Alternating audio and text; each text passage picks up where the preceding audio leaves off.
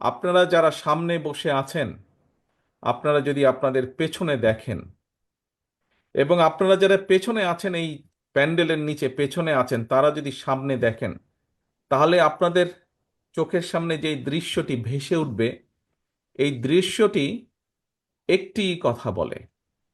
কি সেই কথা? ঐক্য হচ্ছে শক্তি। ঐক্য হচ্ছে শক্তি।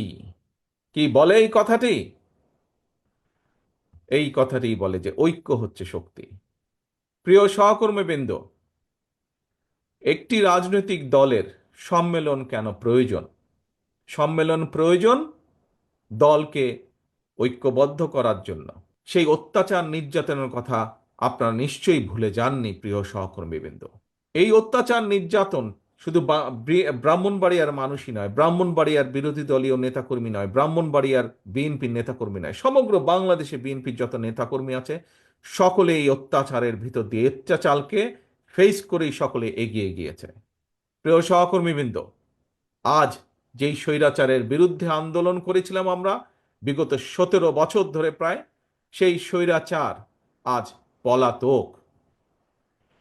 স্বৈরাচারের মাথাটা পালিয়ে গিয়েছে, কিন্তু স্বৈরাচারের কিছু কিছু অবশিষ্ট এখনো রয়ে গিয়েছে বাংলাদেশে। এরা বিভিন্নভাবে মাথা চাড়া দেবার চেষ্টা করছে। এরা বিভিন্নভাবে চেষ্টা করছে নিজেদের অবস্থানকে কোনোভাবে গুছিয়ে নিয়ে আবার দেশটি তাদের দখলে নিতে। প্রিয় সহকর্মীবৃন্দ, তাদের এই লক্ষ্যকে আমরা হাসিল করতে দিতে পারি না।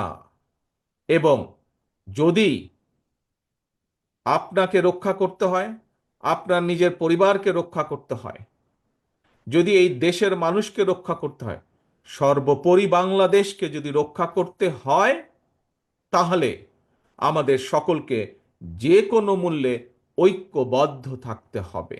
আজকে যদি আমরা শুধুমাত্র নিজেদের স্বার্থ রক্ষার জন্য যদি তর্ক বিতর্কে লিপ্তে থাকি, সবচেয়ে বড় লাভবান কে হবে? সবচেয়ে বড় লাভবান হবে সেই পালিয়ে যাওয়া স্বৈরাচার হবে সবচেয়ে বড় লাভবান। প্রিয় সহকর্মীবৃন্দ, থাকতেই পারে প্রতিবার যেই কথাটি আমি আপনাদের সামনে বলেছি, অন্য অন্য জায়গায় আমি বলেছি, হ্যাঁ, বিভিন্ন মতামত থাকতেই পারে বিভিন্ন বিষয়ে, সেটি রাজনীতির বিষয় হোক, আগামী দিনে সংসদ কিভাবে পরিচালিত হবে সেই বিষয় হোক, আগামী দিনে সংসদের মেয়াদ কত হবে সেই বিষয়ই হোক, যে বিষয় হোক না কেন, কোন সরকারের মেয়াদ কত হবে, সংসদের মেয়াদ কত হবে, কত একজন মানুষ কতবার প্রধানমন্ত্রী হতে পারবে, এরকম বিভিন্ন বিষয় থাকতেই পারে। কিন্তু সেই বিষয়গুলো আমরা আলোচনার মাধ্যমে সমাধান করতে সক্ষম। সেই বিষয়গুলো নিয়ে যদি মাত্রা অতিরিক্ত আলোচনা করি আমরা, তাহলে রাষ্ট্র পুনর্গঠন থেকে আমরা পিছিয়ে যাব। এবং রাষ্ট্র পুনর্গঠন থেকে যদি আমরা পিছিয়ে যাই, তাহলে এই দেশ এবং দেশের মানুষ ক্ষতিগ্রস্ত হবে। জবাবদিহিতা ছিল না বলেই বাংলাদেশের প্রত্যেকটি প্রতিষ্ঠানকে ধ্বংস করে দেওয়া হয়েছে। কোনো যোগ্য লোককে প্রতিষ্ঠানগুলো চালানোর সুযোগ, পরিচালনা করার সুযোগ দেওয়া হয়নি। শুধুমাত্র যারা তাদের দলীয় লোক ছিল, তাদেরকে দিয়ে বিচার ব্যবস্থা বলুন, বাংলাদেশের যে কোনো রাষ্ট্রের যে কোনো সংগঠন বলুন, যে কোনো প্রতিষ্ঠান বলুন, সেগুলো থেকে যোগ্য লোককে সরিয়ে দেওয়া হয়েছিল। এবং সে কারণেই বাংলাদেশের প্রত্যেকটি প্রতিষ্ঠান, রাষ্ট্রের প্রত্যেকটি প্রতিষ্ঠান ধ্বংস হয়ে গিয়েছে। প্রিয় সহকর্মীবৃন্দ, সেই শিক্ষায় বলুন, বিচার ব্যবস্থায় বলুন, নির্বাচনের ব্যবস্থায় বলুন, প্রত্যেকটি ব্যবস্থাকে আবার পুনর্গঠন করতে হবে।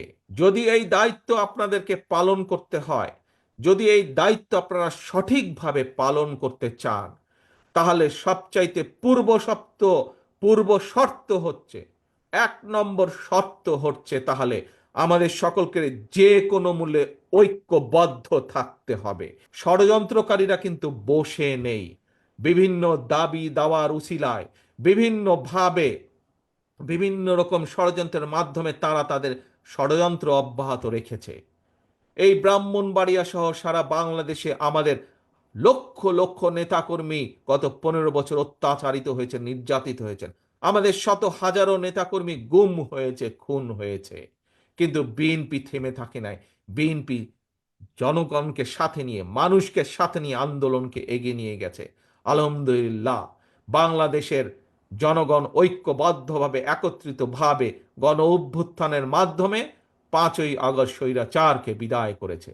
এখন কাজ একটি, লক্ষ্য একটি, কথা একটি, দেশ পুনর্গঠন করতে হবে।